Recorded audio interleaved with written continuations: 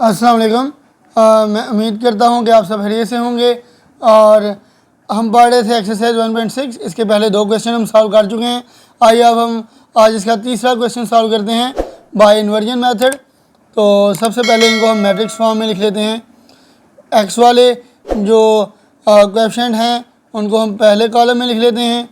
Y के जो coefficients हैं इनको हम दूसरे कॉलम में लिख लेंगे। वाई के साथ हमारे पास यहाँ पर 1 है, -1, यहाँ पर -1 लिख लेंगे। इसी तरह एक्स और वाई वेरिएबल्स को भी मैट्रिक्स की फॉर्म में ले जाएंगे और इक्वल के बाद लिख लेंगे 8 और -1। ये हमारे पास ए, ये एक्स और ये बी। अब ए, एक्स और बी, ये ए मैट्रिक्स है, ये एक्स वाला, और ये बी मैट्रिक्स है। और हमने एक्स मैट्रिक्स को फाइंड करना है, तो ए उस साइड पे जाएगा तो ए इन्वर्स हो जाएगा, तो ये आ जाएगा X is equal to A inverse B. अब हमें पता है कि ये ए मैट्रिक्स हमारे पास क्या है, 4, 3, 2 एंड -1। इसके अलावा एक्स वाला मैट्रिक्स क्या है, एक्स एंड वाई, और बी वाला मैट्रिक्स क्या है हमारे पास, 8 और -1। तो ए इन्वर्स हमने फाइंड करना है। ए इन्वर्स का फार्मूला पहले लिख लेते हैं। ए इन्वर्स का फार्मूला होता है एडजॉइंट ऑफ ए ओवर ए का डिटर्मिनेंट। अब सबसे पहले हम ए का डिटर्मिनेंट फाइंड कर लेते हैं। ए मैट्रिक्स हमारे पास है जी 4, 3, 2 एंड -1। तो 4 मल्टीप्लाई हो जाएगा -1 से। डिटर्मिनेंट आपको लेना आता है, पहली और चौथी वैल्यू को आपस में मल्टीप्लाई किया जाता है, दरमियान में फार्मूले का माइनस लगाया जाता है और दूसरी वैल्यू को तीसरी वैल्यू से मल्टीप्लाई करवाया जाता है। तो 2 मल्टीप्लाई हो जाएगा 3 के साथ। अब 4 -1 टाइम -4 -2 3 टाइम 6 -4 और -6 -10 हो जाएगा। अब क्योंकि ए का डिटर्मिनेंट हमारे पास 0 के इक्वल नहीं आया तो हम आगे ए का इन्वर्स फाइंड कर सकते हैं। अब हम ए का अर्जेंट ले लेंगे।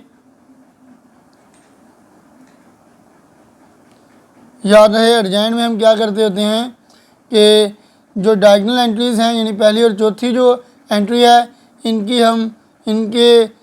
जगह तब्दील कर देते हैं।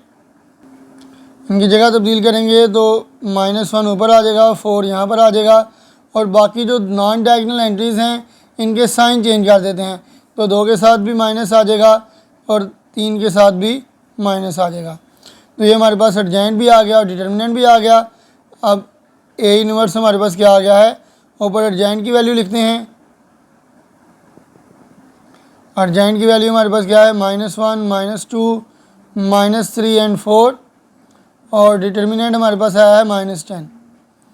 और फार्मूला क्या है जी हमारे पास, फार्मूला है हमारे पास X is equal to A inverse और बी। तो X is equal to A inverse की वैल्यू -1, -2, -3 एंड 4 ओवर -10, और इसको मल्टीप्लाई करवाएंगे बी के साथ। तो बी क्या है हमारे पास, 8 एंड बी वाला मैट्रिक्स है 8 एंड -1। इसको मल्टीप्लाई करवा लेंगे 8 और -1 के साथ। तो ये आ जाएगा एक्स इज इक्वल टू, अब इन दोनों मैट्रिक्स को आपस में मल्टीप्लाई करवा लेते हैं। ये पहली रो इस कॉलम के साथ मल्टीप्लाई होगी तो -1 मल्टीप्लाई हो जाएगा 8 के साथ,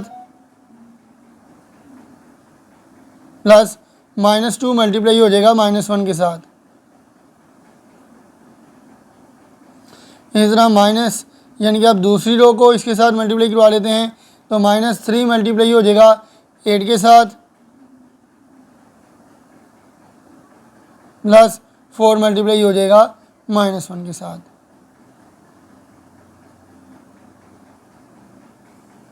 ओवर -10। अब x इज इक्वल टू -1 8 के साथ मल्टीप्लाई होगा तो -8 आ जाएगा, और -2 -1 से मल्टीप्लाई होगा तो +2 आ जाएगा। -3 8 के साथ मल्टीप्लाई होगा तो -24 आ जाएगा, और माइनस प्लस -4 1 टाइम 4 ओवर -10। अब x इज इक्वल टू -8 + 2 कितना हो जाएगा -6 और -24 -4 -28 आ जाएगा ओवर -10 और उसके बाद x is equal to -6 multiply होगा -10 के साथ और -28 को भी डिवाइड कर लेंगे -10 के साथ तो माइनस माइनस से कैंसिल 2 3 टाइम्स 6 और 2 5 टाइम 10 आ जाएगा। तो ये आ गया 3/5। इसी तरह यहाँ पर भी माइनस माइनस से कैंसिल और 2 14 टाइम 28 और 2 5 टाइम 10 तो ये भी आ जाएगा 14/5। ऊपर हमारे पास आया 3/5, नीचे आ गया 14/5। तो x किसके इक्वल होता है, बेसिकली x और y के इक्वल है जी x वाला मैट्रिक्स। तो ये आ गया 3/5 और 14/5। तो x हमारे पास इक्वल हो जाएगा 3/5 के और y इक्वल हो जाएगा 14/5 के। x की वैल्यू 3/5 आ गई और y की वैल्यू 14/5 आ गई। तो स्टूडेंट्स आज के लिए इतना ही, मिलते हैं नेक्स्ट वीडियो में। अल्लाह हाफ़िज़।